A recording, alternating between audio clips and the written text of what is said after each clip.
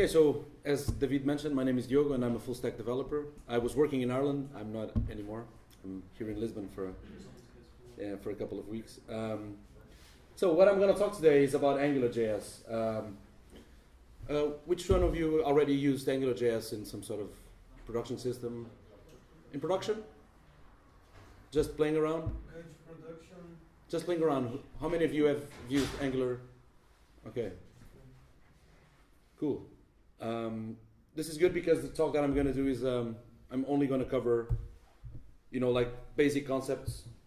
There's a lot of things that we can talk about, but in this case, I'm going to cover like basic stuff. So, small intro about Angular. I'm going to talk a little bit about templates, scope, expressions, controllers, filters, routing, and services. And hopefully, if we have time, we will do some live coding. Okay. So first of all, Angular is called the MVW framework, basically meaning model, view, whatever.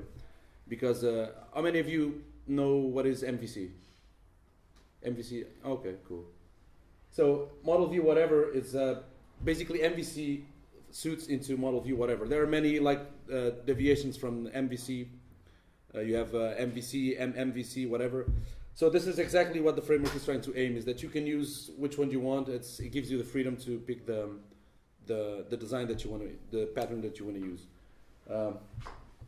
Well, since mostly all of you know what is MVC, I'm not sure if I'm going to spend that much time with that. So let's talk a little bit about templates. So templates is obviously from the MVC would be the view part, right? The view.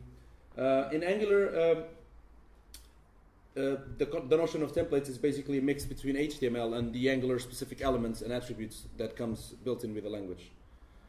Basically, when they are combined with the model and controllers, you are able to render the dynamic view, which is what you want to do. I didn't mention, but I guess most of you know that Angular is mostly used to build single-page apps, which are basically highly interactive apps where you don't have any sort of refresh. You load the page. It works pretty much like a desktop app, but running inside the browser, right? Okay, so again, about the templates. There are a couple of possible elements that we can use in the templates. So directives. This is a little bit complicated one, and I'm not going to cover it today, but I can explain you shortly what this means. If you can look at that, you see ngClick handler. Basically, that ngClick it works as a directive. So basically, you can extend the HTML and give it some functionality or semantic that you want. In this case, basically, it's kind of obvious. It means when you click the button, call the handler function. And the directive again is the ngClick. You can also have standard markup like expressions from Angular. In this case, you use the double brackets and you put it inside, and you can have something like 1 + 1, and that will generate 2. You can also have form controls. Form controls itself, there's an Angular implementation of them. So in this case, when you use input, again with another directive there, which is the ng model, you're actually using Angular tweaked input form controls. And you also have filters, which basically you can use within the expressions, within the markup, and they kind of apply some sort of transformation to the expressions. In this case, we have 100, and when we apply the currency filter, we will generate something like $100 with decimal points and with the $sign. Okay, so basically these are the 4 elements that you can use in templates. You can take a look at here, like an example. This is just a snippet. We have a container div, which has has a directive called ngController that I will explain later. Then we have an expression person.name inside the double brackets. You can also have those double brackets inside, for instance, attributes of the HTML. So, for instance, that anchor as the href with that address, and then we kind of append or interpolate, whatever you want to call it, the person ID within the URL. Again, ngClick. That's a really interesting one, which is ngRepeat. It's another directive that basically will repeat what it's inside of.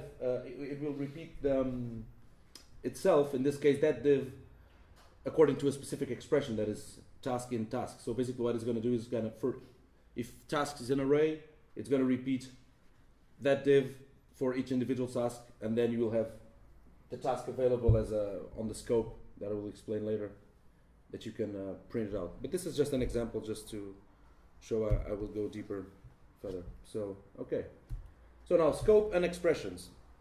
So basically scope. Scope is the object that refers to the application model, and it's usually the place where you store, well, it's the model for your application. In this case, let's assume that magic scope variable over there, I will explain it later, but let's assume it's an object, so we can append some attributes to it, like value, it's a string, index, it's a number, we can have an array, or we can even have another object, so we can create a deep object structure. So expressions, they are executed in the context of those scopes. So for instance, let's assume this is the scope for this snippet.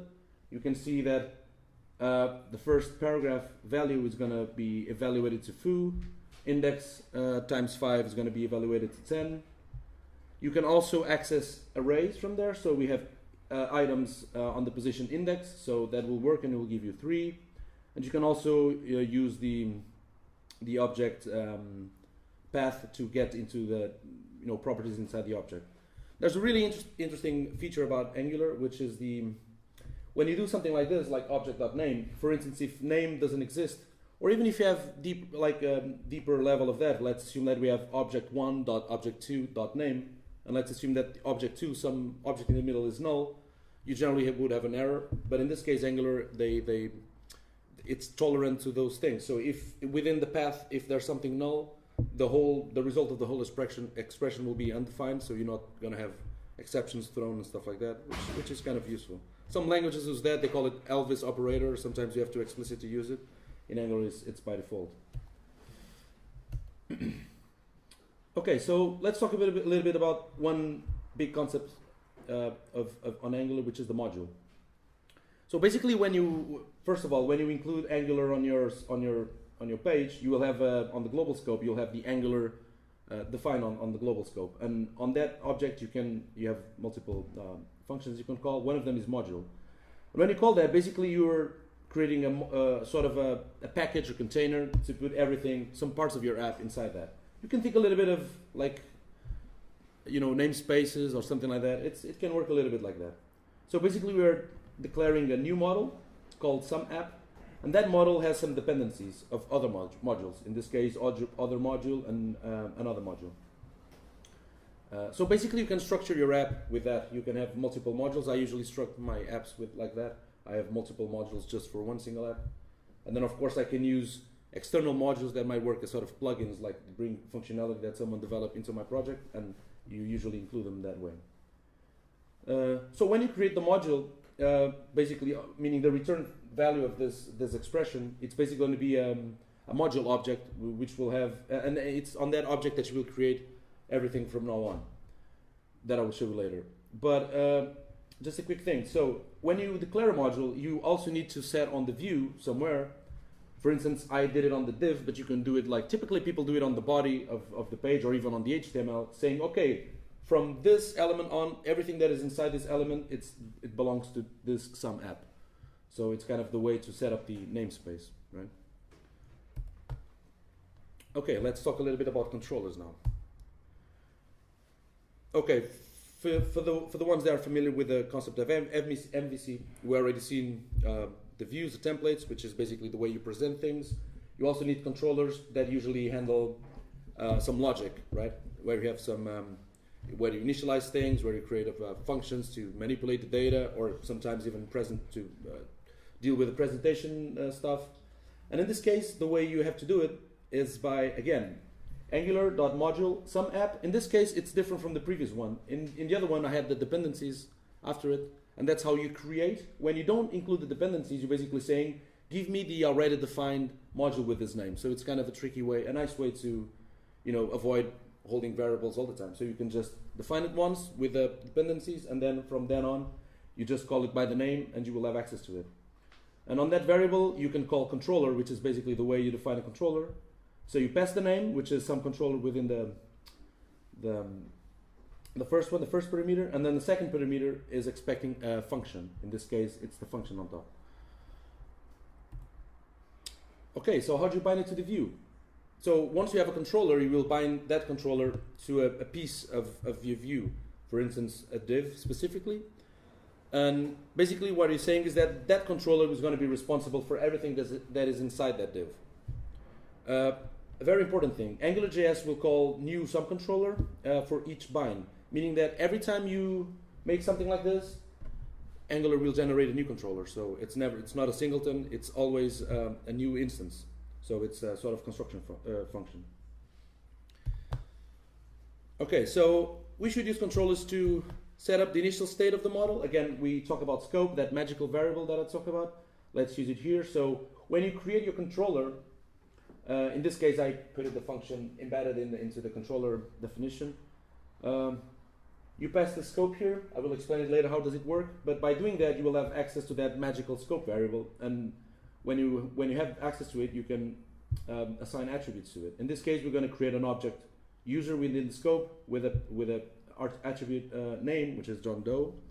So we're setting up the initial state of the module.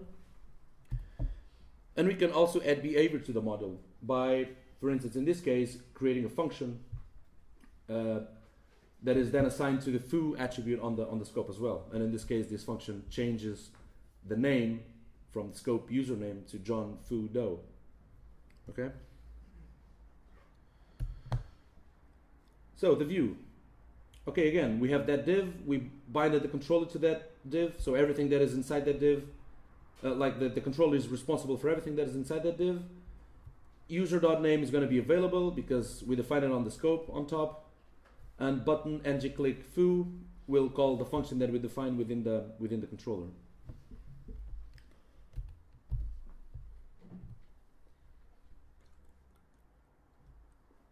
Okay, scope inheritance. So the scopes have a hierarchical structure that tries to mimic the DOM structure. Let's say that we have two controllers now.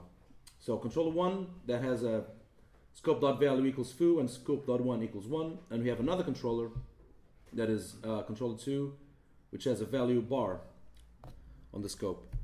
When you do something like this, which is a div with an ng controller 1, you will have value and 1, and the values for those will be foo and 1, because value on the controller 1 is foo, and 1 on the controller 1 is 1. But when you get deep into it, we have another div inside which has another controller assigned. And in this case, you're creating a new scope within the outer scope. So we have two scopes. This is the child, this is the parent. And in this case, when you try to access value, which is defined on controller 2, it will be, the value is going to be overridden by the control 2 value. So you're going to have bar and 1, which is not defined on controller 2, but Angular will try to go up on the scope and try to see if there's if that value is defined in any upper scope. So that's why you can have bar and 1 just like that. Of course, when you have a big app, there's a lot of, like, the scope hierarchy goes and gets really, really big. One thing that is important to know is that not all the times you create new scopes. Some directives, like for instance this ng controller, creates a new scope. But some of them don't. Some of them keep on the same scope. Okay, filters. Filters is a really nice way to format the value of an expression in a way we want to display to the user. There are a couple of built-in filters with Angular. We have currency, date, filter, JSON, limit to, lowercase, number, order by, uppercase. But you can also define your own. Okay, you can use them in views and in controllers. In this case, I'm going to show how to use it in the controller. So for instance, if you have the currency filter, again, it's a filter that is it's built in with Angular. You want to use it within the controller, so you need to add currency filter. This is the notation. The convention is name of the filter, then filter, and Angular will automatically put it there magically. I will explain it later. So when you do that, you can assign 10 to scope.value, and you can create another attribute on scope called filtered value, which is basically applying the scope value on the filter. So basically it's going to be, I can show you, okay.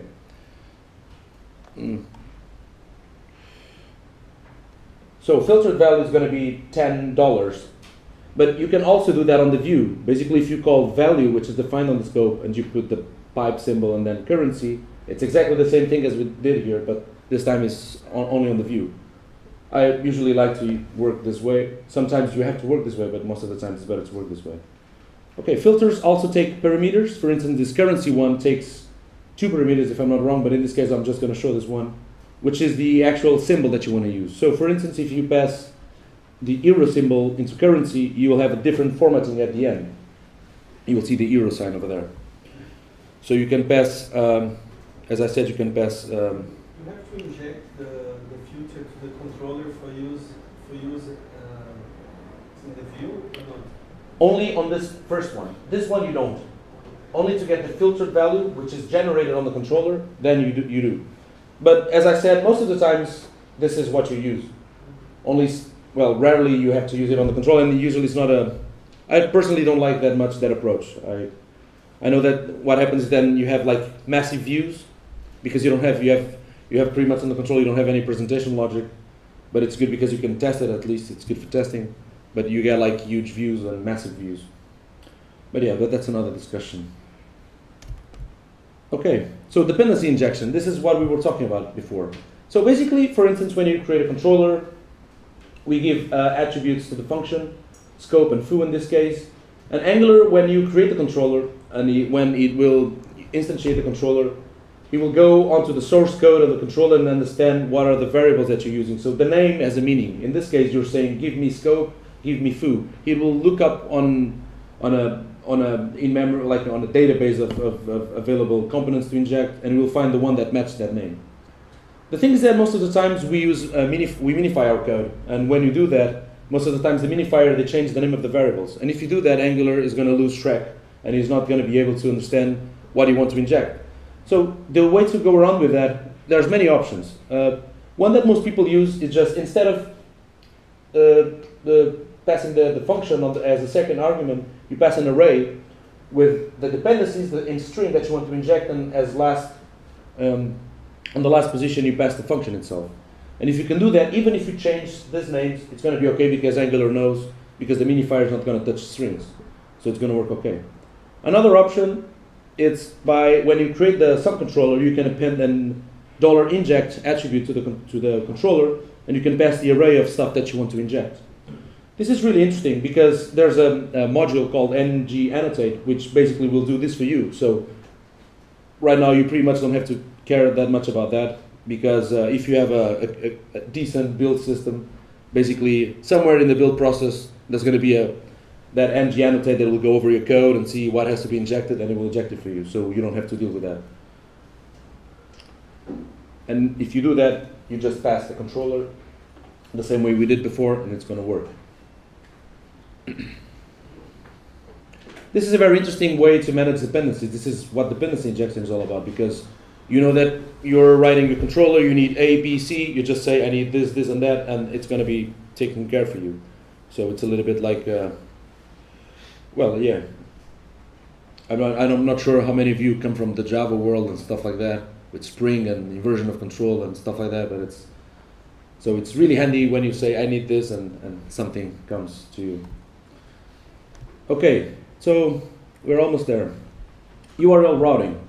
So basically, again, as we said, like Angular aims to be an MVC framework, so you need to define routes that will tell Angular which controller and views and model to use. So for that, you usually use the URL to specify what sort of part of your program you are, right? So how do you do this?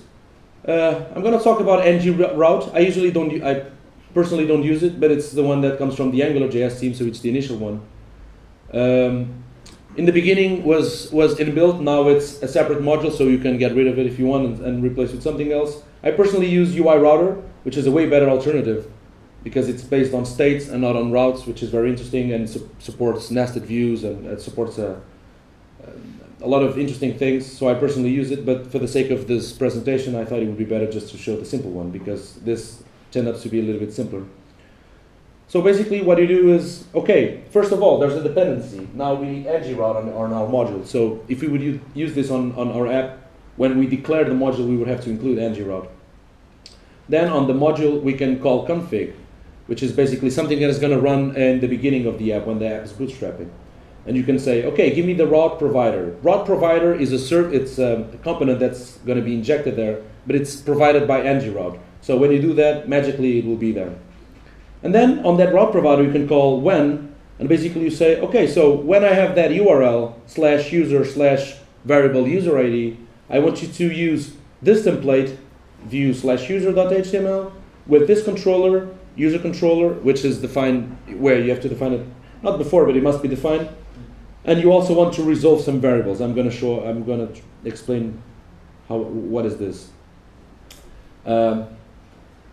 So basically, you can have multiple whens, you can chain them, and you can even define a rule called otherwise, which means, okay, if none of these rules apply, do this. So you can kind of deal with the running of your app pretty easily. Okay, a little bit, we have the controller here, yeah. So I define the controller, use a controller. I want the scope, I want the route parameters, and I want the user. Route parameters is it's an object that's going to be injected here that basically will hold the parameters that you pass on the URL. So for instance, if you do route params.user ID, you'll get the value that was passed on the URL. Okay, this user. There's a very interesting thing, and this is very handy. Again, I'm not sure how many, some of you already used Angular before, but people tended to resolve stuff in the controller. So basically it means that, for instance, if you have to do an HTTP request to get, I don't know, a user from the database, basically what you do is, okay, you launch the view on the controller, and then the first lines of the controller would be something like, okay, get me the user, and then when you have the user, you assign the user to the scope, and magically the user data comes onto the view. This is kind of cool, but at the same time it's kind of bad because it means that while you're waiting for the resource to come to you, you have pretty much an empty view, and the user is looking for empty boxes and like sometimes even the brackets and stuff like that. So basically what resolve does is something like, okay, so before jumping into the view and instantiating the controller, you need to resolve all those dependencies. And in this case, you can create the dependencies that you want. In this case, I define user, and I say this user is going to be resolved by calling user service.get route current params.user ID. So basically you're calling a service that will return the user. In this case, if, for instance, if this is something in memory, you will get the user right away. Oops. So if user service just holds the users in memory, you're going to get it right away because it's right there. But if in the case of an HTTP request, you know it's an asynchronous call. So what usually happens, you create the user service will return a promise. How many of you know what the promise is? Okay, cool. So it's basically a way to handle asynchronous stuff. Basically, we'll return a promise, and that promise will be resolved when the result actually comes for you. And basically what Angular will do is it will hold everything until all those variables are resolved. So you will only transition to the view and with the control instantiated where we already have all the dependencies resolved, which is cool. There's a sliding detail in this case. Like this is one of a little bit stupid things about ng-route. So here you use route params to access the parameters in the URL. But if you try to inject this thing here, you will have a problem because this object will only be set when the transition is done. So in this case, if you try to access it here, user ID, you get undefined. There's nothing there. So the way to access the current, like within the transition parameters, is by doing something like that, like route.current.params, then .user ID. Okay. Services. Okay. Services are a very interesting topic. So first of all, there's a very interesting feature about services that they're singletons by default, meaning that when you create one, there's only one instance on your app. There's no way you can have multiple. Angular will only create one for each service that you declare. So usually it's a good place to keep state, to make controllers, to communicate between them, stuff like that. There are a couple of ways to declare services. In this case, I'll only show you two. There's another one which is even more powerful than these two that I have here. So the simple one is just by calling, again, module something.service. You pass the name, then you pass the function, and in this case, let's assume we have a users array, so you call this .users, and you hold an array of users there, and you basically append attributes and functions to the this object. So you could add a get function there that will get the user from that array. Again, Angular will call this function only once, and it's going to store it in the cache. So there's no way you can instantiate more than one. Of course, you can keep state within the service, but it's only going to be one service. There's a little bit more powerful way that I personally, it's the one that I use most, which is the factory. Because, for instance, in this case, the user service, when you get the instance, anyone can access, for instance, users, because it's public, even if you don't have that notion in JavaScript, but it's public. Whereas when factory, for instance, it's a little bit different. It works a little bit like a factory pattern, where Angular is expecting the function to actually return an instance of the service, which will be cached again. So basically it means you have some space to initialize and to have some private stuff, if you call it that. For instance, we can define a variable user, so it's going to do the exact same thing. You define a function within the scope of the function called get that will return the user ID, and then the last thing you do is actually to return an object that only maps get to the function get. So whoever have access to user service won't have access to users directly. It's the module pattern. So okay. So it's time for live coding. Did I ask you to screen capture? What do you mean? Open QuickTime and not Mm-hmm. just... Oh no, I didn't. Okay, so just for the live coding. If you open QuickTime. Tu queres que eu faça desde o início, né? Eu faço desde o início. Eu consigo pôr os códigos bem. Mas o live coding. I never did that. How did I do that? I never opened QuickTime on this computer. So, QuickTime and then file. Mhm. On top. Cheiro. Nova gravação. Oh, okay, cool. And then just click the red button. Okay, so how much time do I have? 30 seconds. No, not bad. Okay, how many of you have ever heard of Yeoman? Okay, a couple of them, okay. I'm basically going to bootstrap a project from scratch with Angular using Yeoman, which is a very handy tool.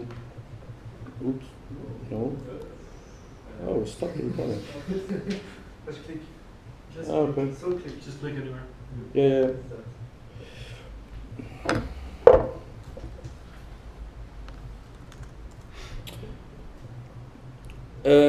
I actually already did a bit of it.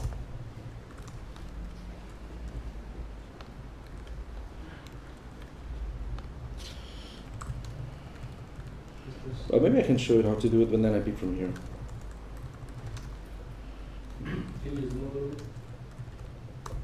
Say it again.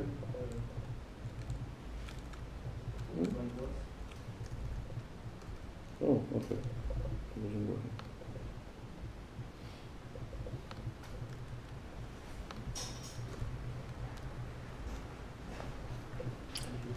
Okay, so you install Yeoman by doing npm -g install yo, and then you can install generators as well. Angular, there's a generator for Angular, and then you can just do yo Angular, and then call you a couple of questions, like if you want to use SCSS or SAS, yes, Bootstrap, yeah, all these things. Then you can pick up some modules. In this case, the only one that I really need is the route, because I'm going to use that for the sake of this demonstration. And this is going to okay. Well, never mind. Hopefully, I already did this before, so I have the Bootstrap version. Oh no, it's still interesting. Oh yeah. Well, maybe I need internet for that. Oh, this is cool. What's going on here? Okay. No worries, I already have it here. So, what did I call it? Okay.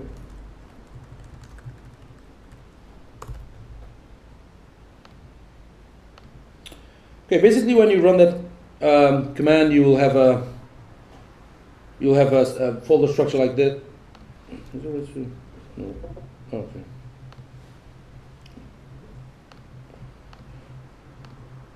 So you have app folder with images, scripts, styles, views, blah blah, index, They have a lot of boilerplate stuff done already for you.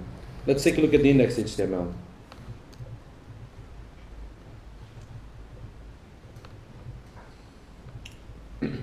Okay, so basically it's pretty empty right now. It just has a nav bar. We can see it here, the result of it. Just this thing.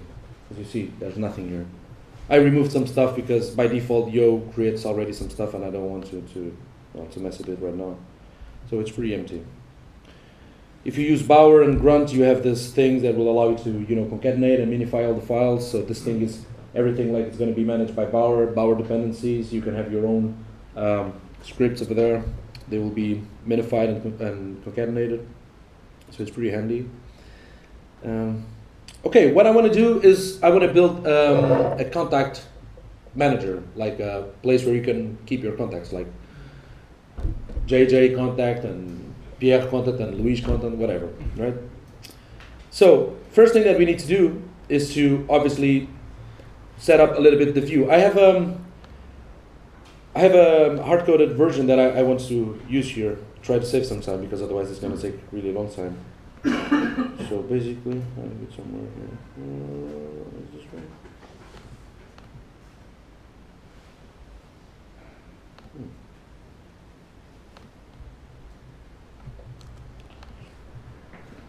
Okay, so as I told you, there's nothing here. Like this is just the body.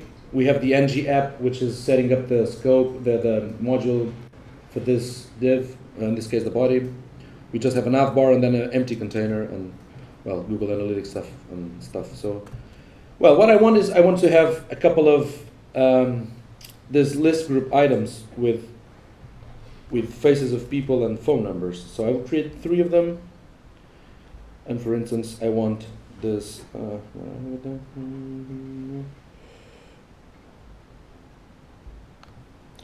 Okay, let's use. Maybe we can create just one too, just to save some time. So basically, I want this image with this URL for the image. This is me. This is my handler.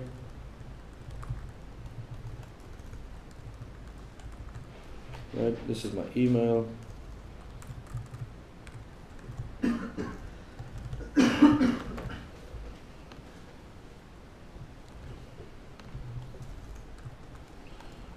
This is my phone.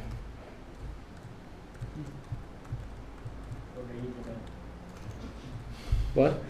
Oh, okay. Yeah, no, this is not my fault. Oh, yes, it is my fault. I'm pretty confident of that.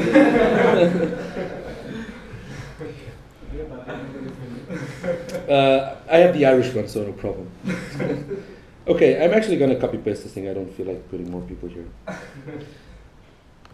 So I'm just going to make 3 of these. So 1, 2, 3. Okay. Let's take a look how it is right now. Oh, something wrong with the picture. No intro. Okay. Now I can intro.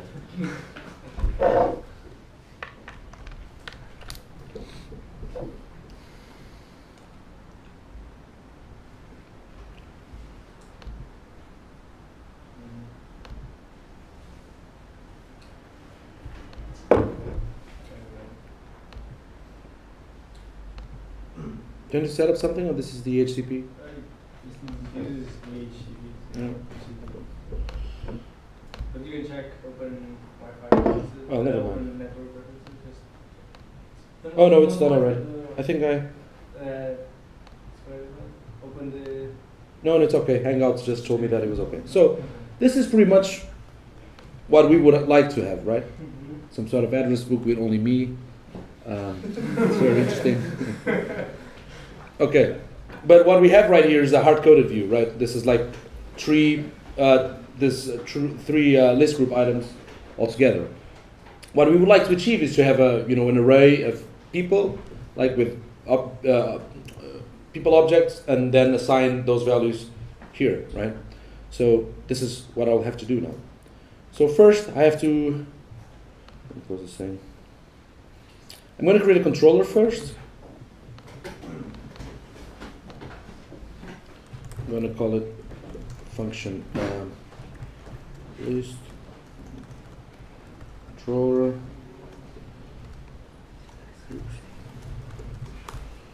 and then Angular dot what? Já vai ter que gravar o fecheiro. Okay, it's already defined, so I'm just gonna use without dependencies, and I'm gonna say controller. I'm gonna say this thing so we can get it.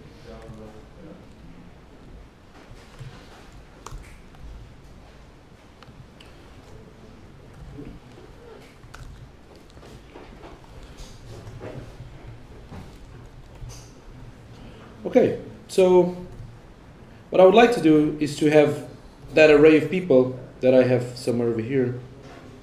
Let me get it. No, not this one.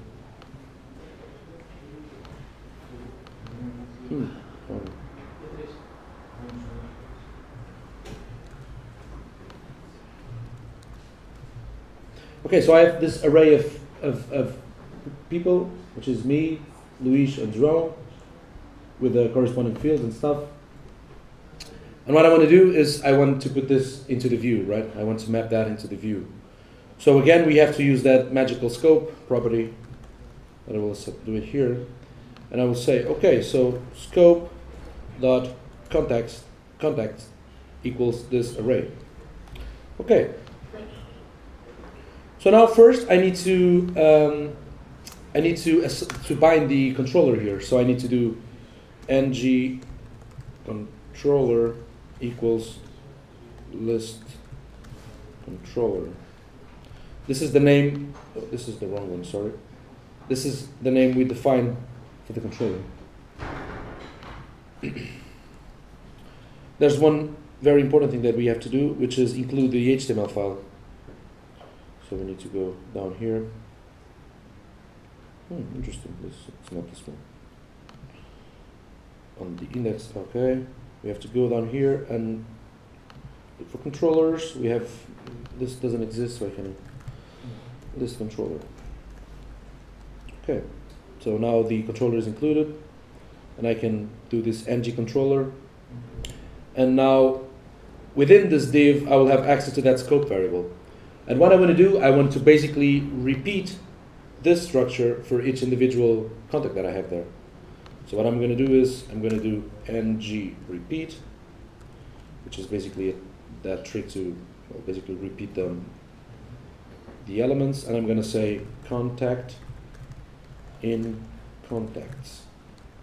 Contacts is the name that we define for the scope. And when you do this, ng repeat will create a new scope, and you will have access to this contact within this div. So within this code, you'll have access to that contact. What I'm going to do here is I'm going to remove this. What I want to do is I want to do contact picture. Oops. There's a slightly detail here. You have to use ng source for this. I can explain you later, but let's just leave it for now. So instead of the name, I want to have contact name, right? And instead of this handler, I want to have contact.twitter here too.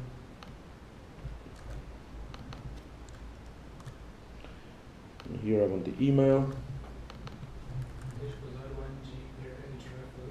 Nope.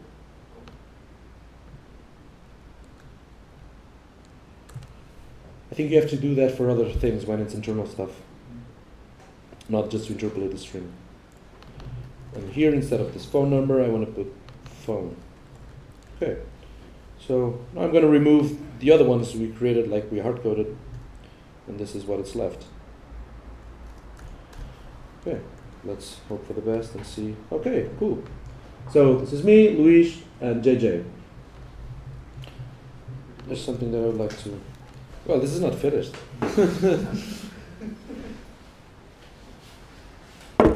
Okay, so basically we're able to create a view with a list of people. We have contacts. We are getting all that information from the controller. This is really cool. But we have a problem, which is this is still somehow hard-coded to the view, because we have this big div, the container, that is binded to the list controller, it's there all the time, right? And that's not what we want. We want to sometimes have the list, other times we want to get only into the detail. And for that, we need to go into the routing thing that I mentioned before. So what we're going to do is, but we're not gonna waste this piece of code that we did already. So I'm going to create a view, which is just a piece of the HTML that you're going to use, and I'm going to pretty much copy paste this thing here. Actually, we're going to cut this thing. Put it here. Oops. Put it here. I'm going to add some stuff like h1 class. Oops. Page header. I'm going to call it home or list, whatever. Okay. And then I have the list group of people. Okay. I'm going to save it in the views and I'm going to call it list.html. Cool. Okay, so now what do we have to do? So we created the view. We need to set up our routes. So we need to go onto the app.js file. Well, we can do it another place, but let's do it here, which is the place where we actually create the module. And we can, let me just copy paste some things pretty fast.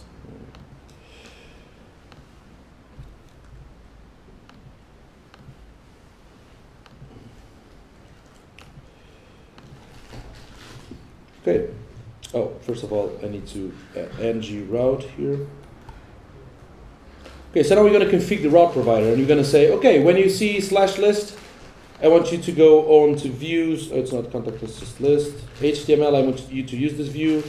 I want you to use this controller, and let's forget about result for now. I'm going to show it later. So this close that one. Okay, so I just need to close the bracket, close it. Okay, actually there's something we'd like to do as well, which is otherwise, let me see. I don't know this by heart because I usually don't use ng route, so I need to take a look at my, okay, this is the stuff we need. So there's one route, otherwise go to list. So basically if you try something other than list, it will go to list, right? Okay, so another thing we need for that is that like Angular now needs to know where to inject the views that we created. Like we create that snippet, we need to tell Angular to inject here. So we're going to say ng view. Basically what we're saying is, okay, this is the container where you're going to inject the view. So I think there's nothing missing. Let's see. Okay, yeah, cool. So as you see, if I try to go somewhere else, it will go automatically to list. He injected the view, so it's cool. Okay, now what do we want? We want to have the detail view. We want to have a page where you can actually see only the details of one of the contacts, right? So for that, since we're already using route provider, we have to extend it like adding another route. Basically what I'm going to do here is I'm going to say, okay, when show slash, this is the way you define a variable and a parameter. Then you say, for instance, user ID, I want you to show detail, and I want you to use detail controller that we didn't create yet. Okay, so now I'm going to create, again, this is not the thing, controllers, let me, a new file here, function detail controller, okay. Okay, just copy paste this thing. Okay, detail controller. Oops.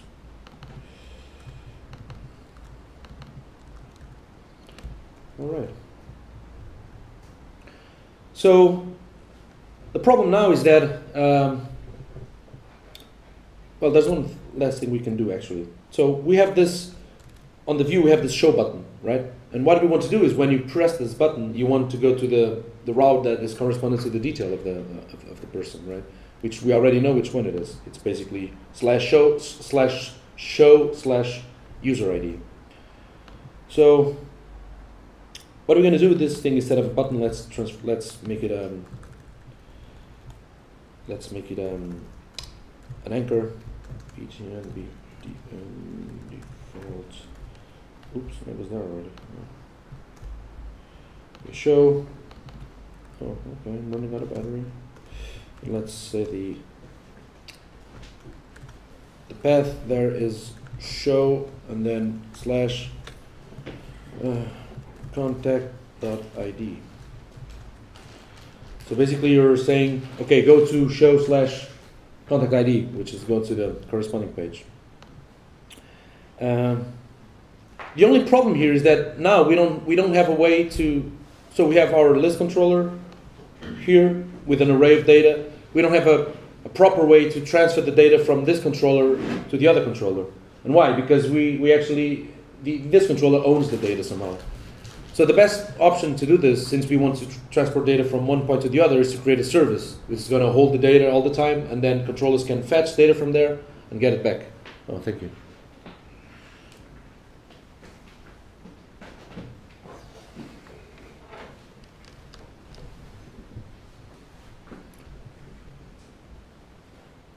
Actually, I can show you something cool. So instead of doing this right away, let's try to slightly explain you what is the resolve about.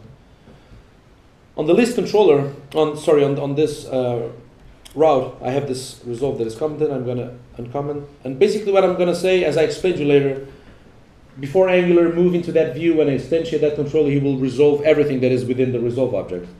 So we want to resolve contacts. And what is contacts? Okay, we want contacts to be, we can just hard code it here somehow. Right? We could do this. And if we do this, yeah, it's still working. Well, the problem remains, right? How do you pass the data from one point to the other? You want to pass, the only data that we are passing is the ID of the person, is the only information about the person that we are actually passing. We don't pass any objects, just one single number.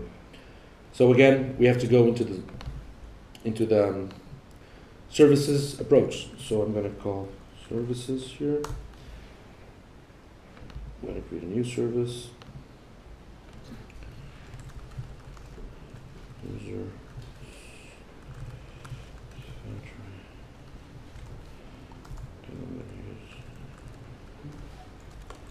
What is the name of the module?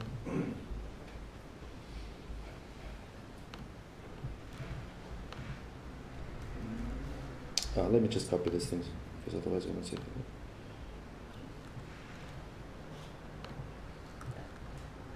Oops.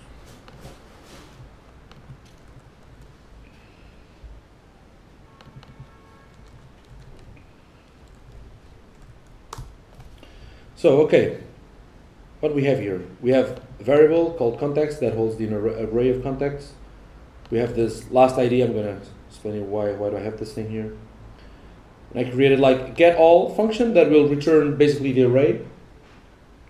And I have a get and save that I'll show you later.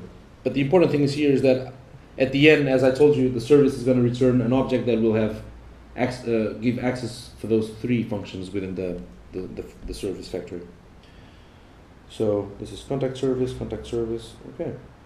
Okay, get, this as I can explain already. So basically get, what it does is I assign IDs based on the 1 to 3, and this is the 0 position of the array, first position, second position, and so forth. So basically what I'm doing is I'm going to say, okay, give him the contact which is in the position ID -1, and this is kind of a tricky way to pretend we have a database here.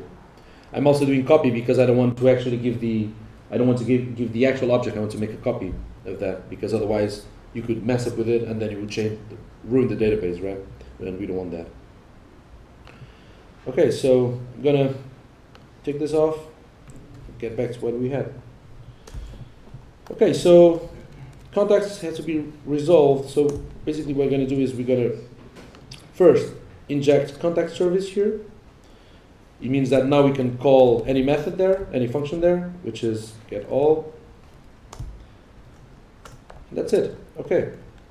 In this case, get all, as I said, is going to return an array itself. But if this was if you had some sort of HTTP request here, instead of returning an array, you could return a promise here that will then transform into the array, and this would work because Angular is expecting you to use or values or promises on the result.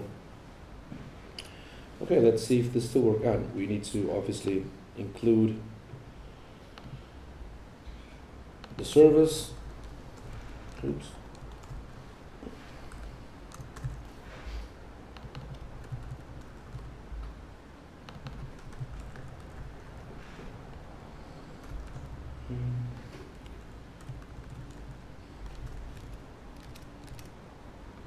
I see something like missing.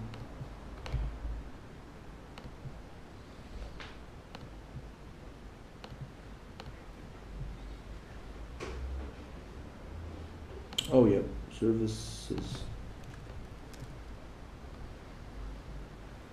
Oh yeah, the Angular. Oh Jesus. Sorry, I had the wrong module name on here. Oops.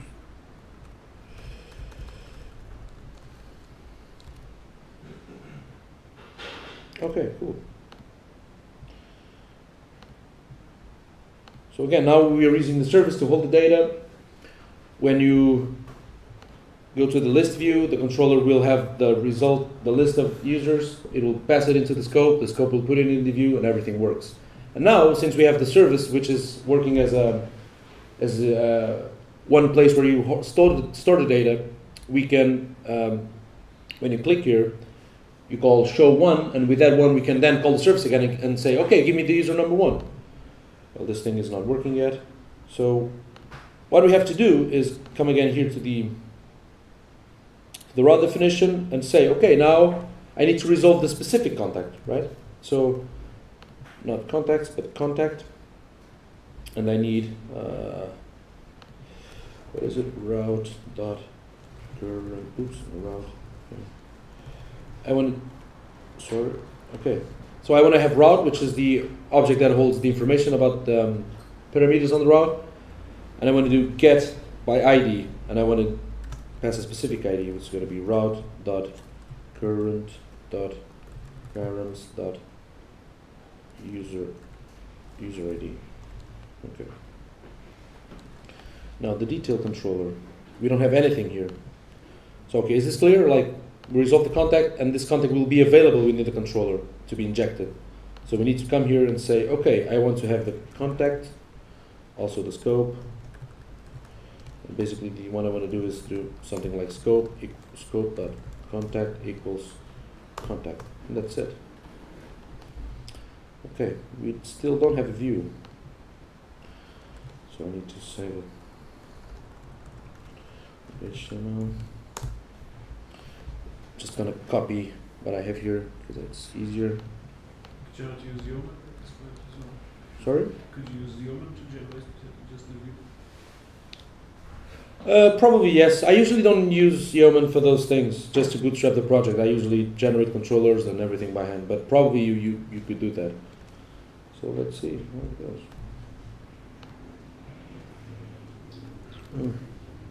Is it not detailed? Load the script for the detail. Oh, I think something wrong here. It will use detail.html. Okay.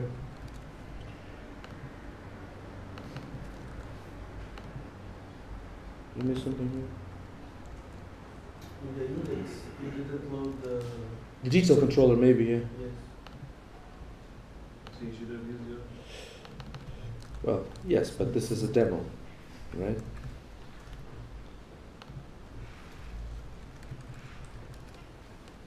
Okay, cool. So now we have list, right? And detail for me, for Luis,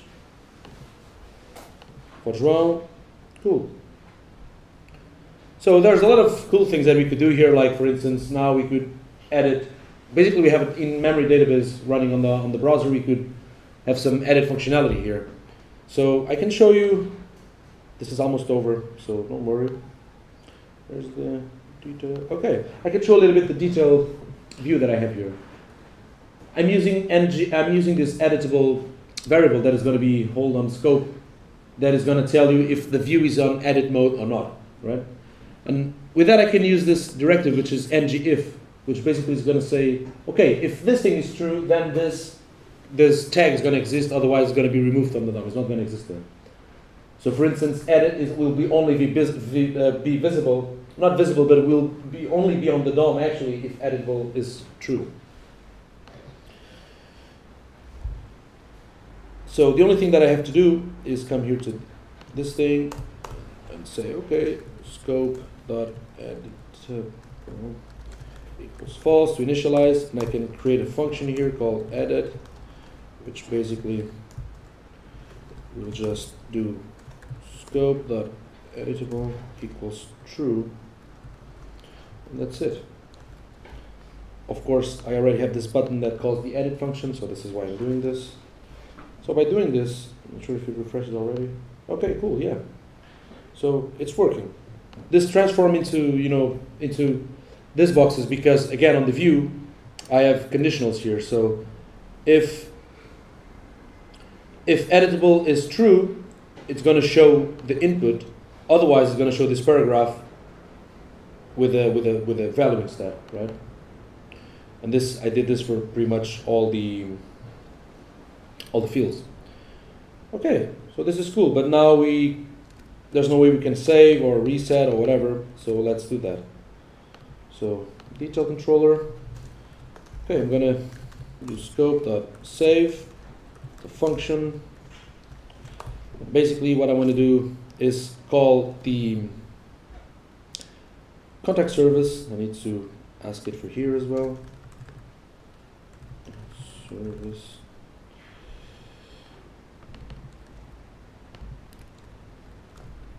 And I want to do contact service.save, and I want to pass scope.contact, which is the object that is holding everything that we have right now. And actually, we could even do something, which is, since we're going to save, let's say scope.contact equals this. And at the end, if everything goes okay, and of course this is just a demo, so this is not really something that you should use in production or something, let's bring the editable mode back to false. So with this, you can come here, change something, hit save, and it's there. Now if I come back to the list, you will see that, interesting, actually it didn't, oh, it did.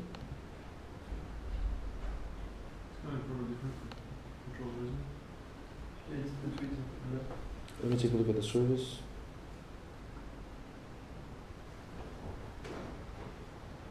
Very interesting.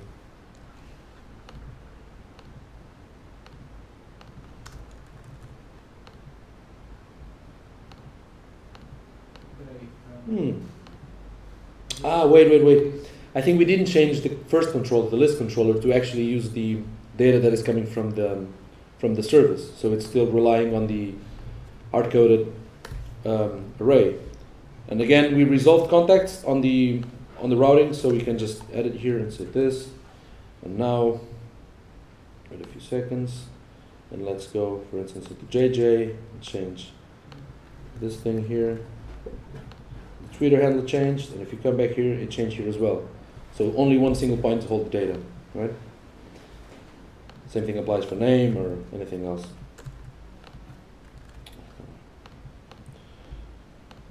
Okay, cool. Of course, if you refresh, everything goes away. So the only thing we actually need here is just to implement the reset, because I might want to change something, but I want to bring it back to the state that it was. So the only thing that we have to do is basically, again, on the T-cell controller, let's add another function to the scope, which is reset, that will basically just do not save but get. So basically we want get again. We can actually do this because it's the ID and no one changed the ID, and bring editable back to false. Okay. So if we do this, we have me, change my Twitter, reset, everything goes away and back to the state that it was. So, yeah. Well, of course, there was a lot more things we could do from this point on, but actually, this is running, I don't know how many times, but a lot for sure. Yeah, okay, it's time to go. So, oh, just a minute.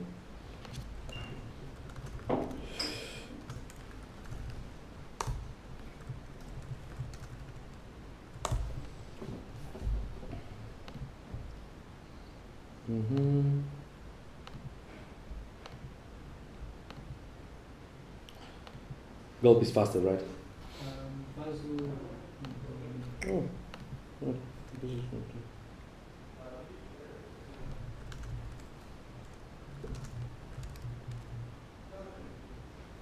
Oh yeah.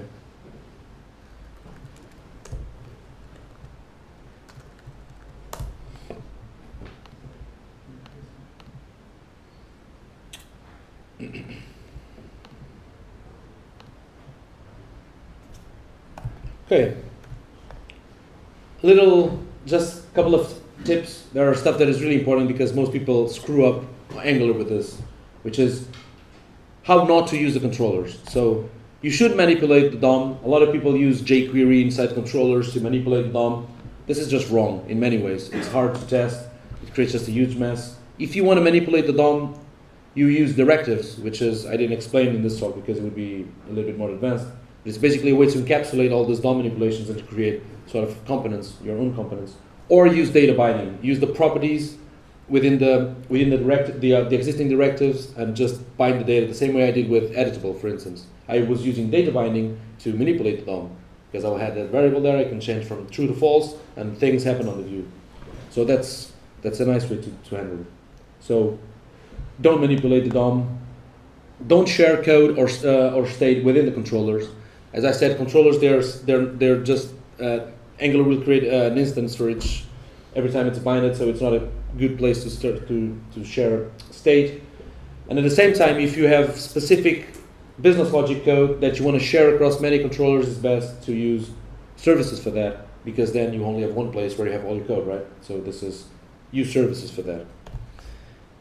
Okay, filter output. If you want to manipulate the output somehow, don't do it in the controller. Use filters all the time. Even you might use filters within the controller, but the code that actually manipulates and filters the output, you should put it within a filter, because this is like presentation logic and should be away from the controller.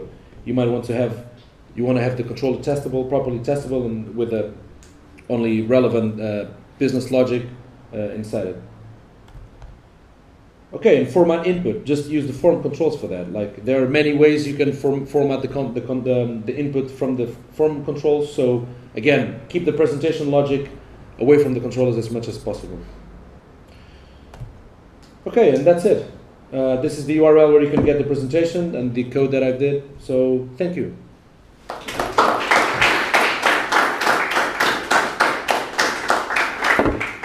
Any questions? Yeah, go ahead. My question is, so from your experience using Angular, have you used Browserify with it, or you use Browserify in Angular? No, I've never used any sort of Browserify or required.js with Angular. I just use the grunt tools. Yeah, but it's possible to use it. Yeah. Yeah, I was just going to ask, like, what would be the best practice? Because, like, I remember when I started using Angular, I really didn't. But why you want Browserify with Angular? Because you want node modules running on the browser, or because you want pack? No, I wanted node modules to run that are done for the browser. Okay. To be used on my app, and also because I was biased by previous experience, and so my way almost to mitigate with that. Okay. JavaScript would be through Browserify. And I started using it, and then there was like all of these dependency injection like knowledge basically that Angular brings into the table. And I was using required. I really didn't have any problems. I just, when I realized what I was doing, I didn't know if I was being silly or not. In my opinion, there's no need to use Browserify or required.js with Angular, because Angular already provides you with a decent way to manage dependency injection, so you don't need that. The only reason you might want to use something like that is to have lazy loading, but to be honest, I'm not really a huge fan of having lazy loaded JavaScript files. because Angular already provides you with a way to do it. So So one of the things, one of the recent things, Mhm. and I've been exploring that a lot because now Angular is published by NPM. Basically, like you can get Angular, you can NPM install Angular and all Okay. of those, right? So what does that? no clue.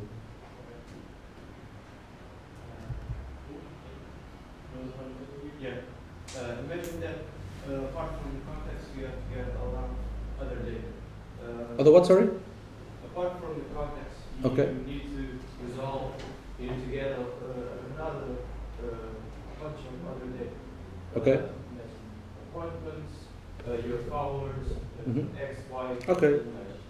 What do? You add those calls to the services on the resolve, or you the services that calls other services? No. Usually I resolve that in the. So coming here again. In the let's assume that we have, for instance, this contact. So you need contact, and you need like I don't know, like some other object that is associated with the contact, right? Like for instance, let's call it object. I don't know what the hell it is. So But when you have to get a lot of data, it gets a little bit messy. well, it depends. Is the data dependent on each other or not? Because if they are not, okay, but it's not getting. Do you think it's get messy? I don't know, because for instance, if object depends on contact, you can say contact. You can say here, okay, I need contact here, and then here return, I don't know, contact or something service, whatever, and you call a function that gets contact as a parameter. For instance, in the case of REST APIs, I use REST Angular most of the times for Angular. And REST Angular is a really nice way to call and consume REST APIs. And for instance, if you need to do 2, 3, 4 endpoint calls that depends on each other, I would use something like this. I would put all my results here, and the framework will find out how to resolve them first, and I would get all the data. And well, I mean, since you need to wait from something to then get another thing, there's no way you can speed up that thing. But of course, if they're totally independent, as you know, like this runs asynchronously, so you're going to have the results as soon as possible. So I'm not sure if in this case, unless you want to have like a really complex service layer within that knows the dependencies on the object ref and stuff like that, and knows how to fetch all the things. Unless you want to have that, I would suggest to resolve everything on the resolve. But that creates another problem, by the way, which is the fact that I work in projects where resolve is just a massive object.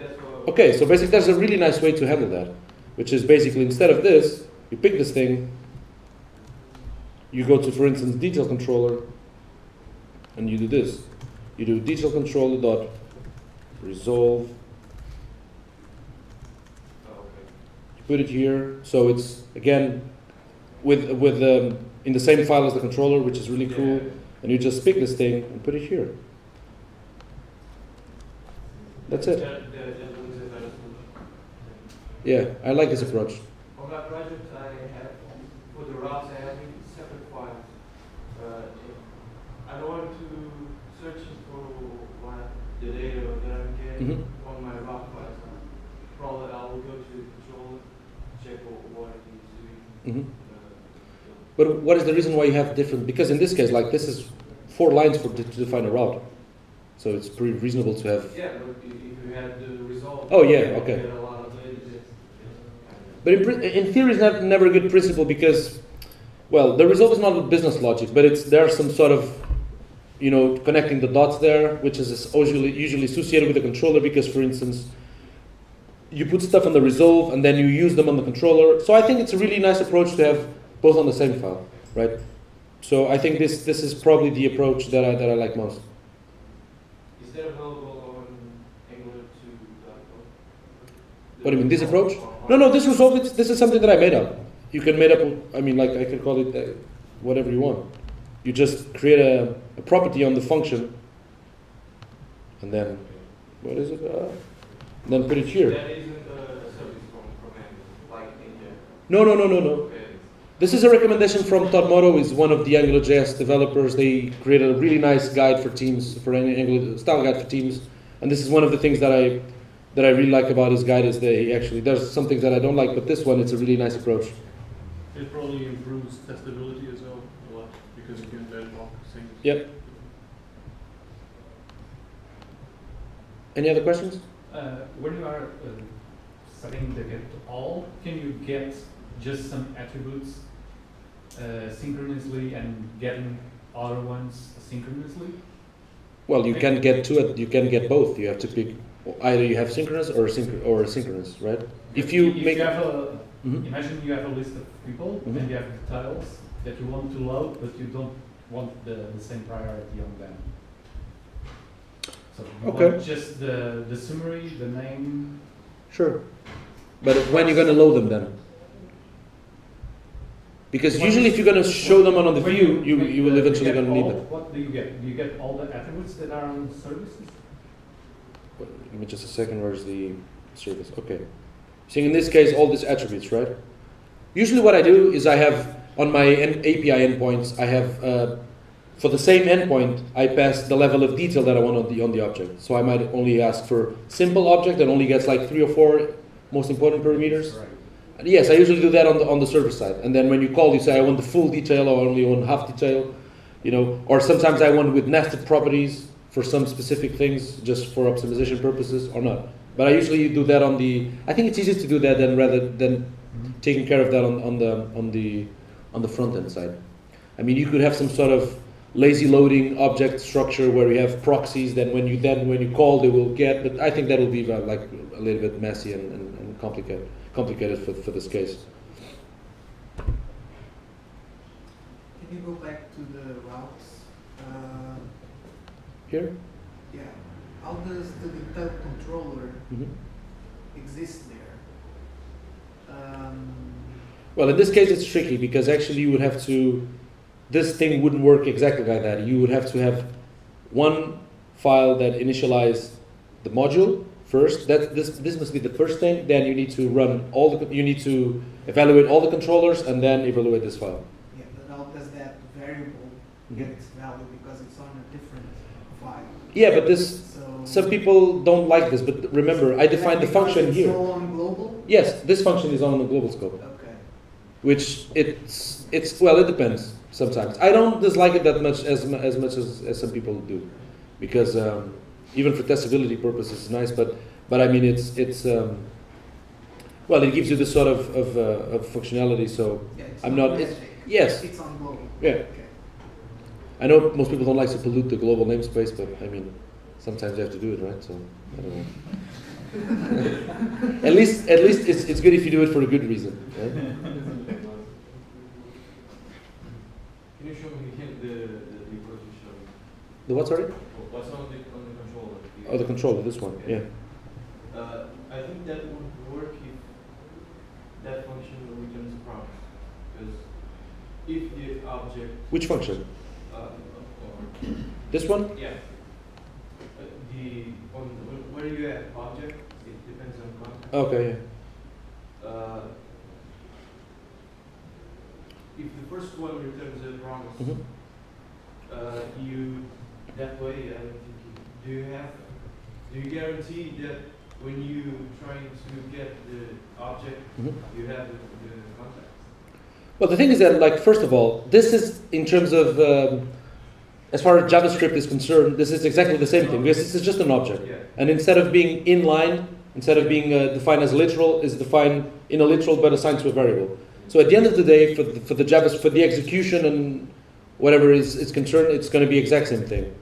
So I never had any sort of problem by doing this, and I'm pretty sure that probably that wouldn't be a problem, because this code is only going to be evaluated when this function is only going to run when actually the internals of the router will call the function. So until that point, up to that point, and actually in this case, yes, and I'm not sure if that's a problem or not, but I don't think so. But Angular will wait for the first promise to resolve, not only for the controller, but into that resolve block also, right? I think This thing is going to be the first thing to be. All of them will be resolved, and they will be resolved by the order of dependencies that you specify here. So, for instance, when you say contact. not only into the controller, Mhm. but into each. Oh yes, sure, yeah. Exactly. What I've been doing is putting them on an array of promises, and when that array evolves Mhm. and resolves, I get the other one that depends on Ah, okay. which one. But I didn't know that. I'll give it. I actually have to be honest, I'm not 100% positive that this thing works with ng-route. I know that with UI router, which is the router that I use, it works.